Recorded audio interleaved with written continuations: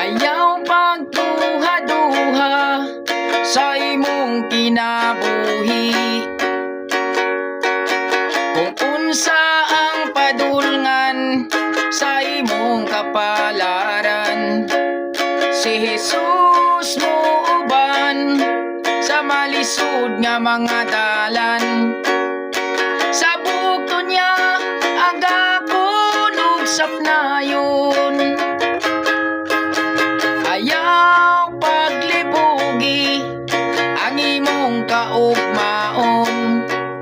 Si Jesus lang sampita, kay siya duol pa.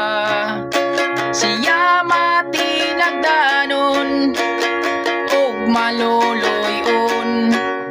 Dili kanya biyaan ug talikdan. Subaya lang, padayon lang ang daganan, hapit na makutan. Ligo na lang ang imong kaugalingon, kay ugma imo na sabang panahon. Ayaw paghilaki ang kasakit sa kinabuhi.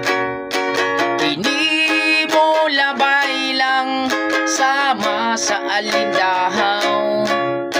Unya mawala na ang mga pagbalata. Kung si Jesus ang imong tan-awon,